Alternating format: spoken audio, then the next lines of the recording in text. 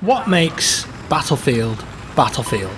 I understand that seems to be like a pretty odd question, and on the surface it might be quite obvious, but when you think about it, it actually isn't. Let me give you an example. Battlefield Hardline. I'm sure a lot of you remember BF Hardline. It released in March 2015, and it was met with a lot of criticism from the Battlefield community, who felt that it wasn't a true Battlefield game. To be fair, it wasn't a main Battlefield title anyway. It was simply a spin-off by Visceral Games, but a lot of veteran players felt that it shouldn't have been called Battlefield. Some people felt quite strongly about that. Let's break down though the things that you might consider to be Battlefield. Conquest. When I think of Battlefield, I'd say that before BF1, which introduced operations, which are now very popular, I could never imagine a Battlefield game without Conquest. It's just a staple of the franchise. It may only be one game mode, and perhaps one game mode doesn't make a game, but I think that Conquest has been around for so long now that it's just not conceivable to have a Battlefield game without it. 64 players, multiple flags, air vehicles, land vehicles, squads, gadgets, gunfights in the streets. Conquest just invites the variety that makes Battlefield Battlefield. That being said, it's not unique to this franchise though. Plenty of other games have a flag capture mode. In fact, it's pretty common in multiplayer these days, but often it's not anywhere near the same large scale as we get with Battlefield. And of course, Conquest was the main game mode in Battlefield 1942. The game that kicked everything off. And as I mentioned, what about squads and team play?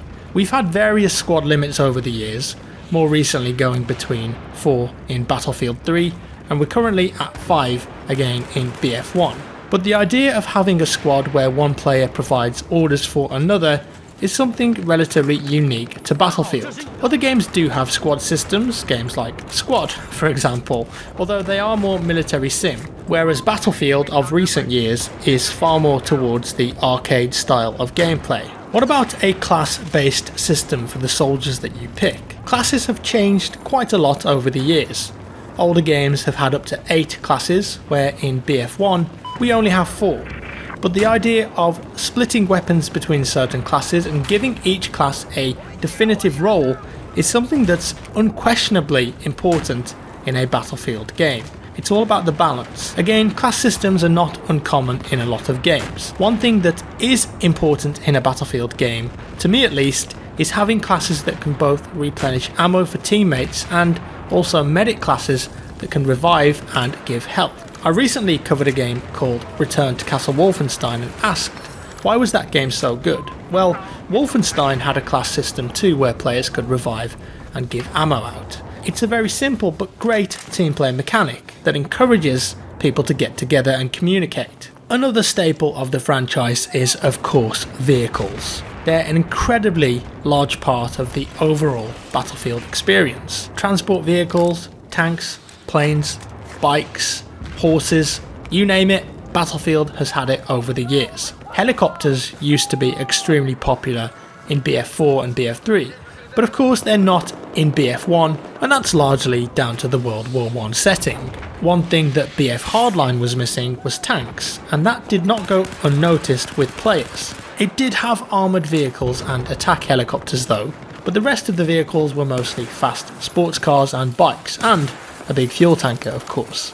Although vehicles will often make up the minority of players in a game at any one time, whether you're inside them, putting out some damage, or whether you're part of a squad and trying to figure out the best way to take them out with whatever class you've got, the relationship between players and vehicles in Battlefield is and always will be a very important part of the game. The size of the maps too, very important. Battlefield is known for being a 64-player wargame, and in previous games like Battlefield 2, some of the maps were extremely large. I'd say that over the years maps have become a bit smaller, but for the most part, we've had some really large maps in BF1. The core Battlefield experience is designed to mix infantry gameplay with vehicles on a map where ideally there's going to be a rock, paper, scissors scenario where infantry have weapons against vehicles and vice versa. And this usually involves playing as a team, and that's where Battlefield comes into its own. There are plenty of other games on the market where team play is required to win. Off the top of my head, I can think of something like Counter-Strike, Overwatch, Team Fortress, Siege. There are too many to mention, but not all of those games require you to work together to not only capture objectives but take out vehicles as you go. I mentioned games like Squad earlier, and you could argue that that's of a similar vein but just much more realistic. The Battlefield series has also become synonymous for its destruction. It's changed pretty dramatically over the years though, and for the past few games, the level of destruction has moved around a lot. But it's been a big feature of the franchise for quite some time now. I think that Bad Company really kicked it off, and then Bad Company 2 had almost full destruction. On some maps you could level nearly every building, and while it was impressive from a visual standpoint, it didn't really make the gameplay particularly balanced, depending on how destroyed the map was.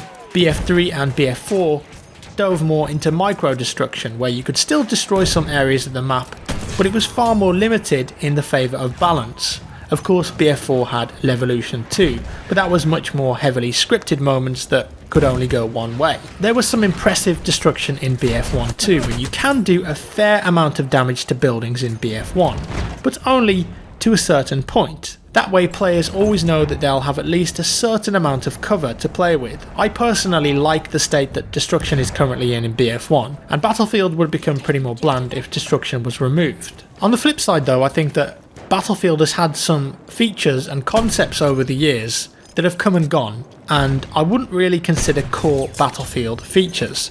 And what I mean by that is they're not necessarily things that make a Battlefield game Battlefield. They're not things that if you didn't have them you'd think, hey, that's just not a Battlefield game anymore. You could say gimmicks. I'm thinking stuff like Levolution, like I just mentioned, elite classes, Behemoths, Commander mode. There was a point where players would have really been disappointed to not have Commander mode in the game. I remember when it wasn't in BF3 and everyone went crazy, but the reality is that I think we've moved on from it now, and I just don't think it's something that the majority of players really want any longer. When Levolution was shown off for the first time, yeah, it was really cool in that first trailer. If you remember the first time that they showed the Shanghai Tower falling down, it was insane. I'd never seen anything like that in a multiplayer game before. But then you play the map for a few times, and the Levolution on that map in particular just became quite frustrating rather than enjoyable. That's just my personal experience with it. As it turned out, Levolution wasn't really a thing in BF1, but instead they just tweaked the destruction, which I think works better. It's much more player driven now, and I like that. Elite classes and behemoths were also added in BF1, and it's impossible to say if we'll see them make a return, but if we didn't, I don't think too many players would complain. Behemoths are cool on the surface, and it's awesome to see the airship set on fire and crash to the ground, but they've never really made a difference to the overall result of a game. I think that one of the most important parts of a Battlefield game though is the theme. Battlefield 3 and 4 had fictional wars, whereas games like BF1 and 1942 are based around real wars that happened. The theme doesn't have to always be a real war though, but I think with Battlefield it's got to be believable, apart from 2142 of course. One of the things that didn't sit well with Battlefield veterans was the theme of Hardline, like I mentioned, the idea of cops versus robbers.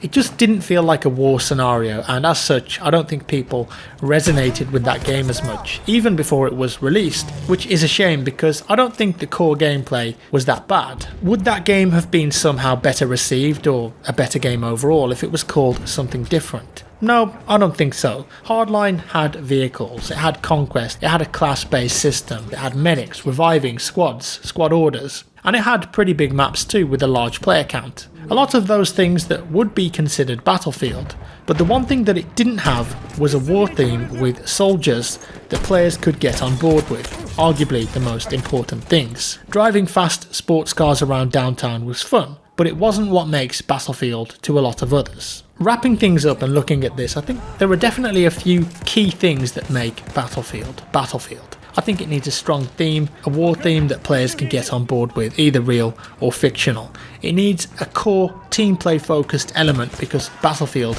has and always will be about team play. It also needs interesting vehicles because despite many players loving the infantry play in BF1, vehicles will always be a core part of the game. Most importantly though, it needs community, because I think that it's the Battlefield community and how passionate they are that makes the games great, and whatever the next Battlefield game is, you know that there will always be a strong core community behind it. And that's all for today folks. Do let me know what you think makes the Battlefield games unique and what gives them their own personal mark on the gaming industry. If you enjoyed this video, give me a like. If you didn't, a dislike. Subscribe for more and I'll see you in the next one.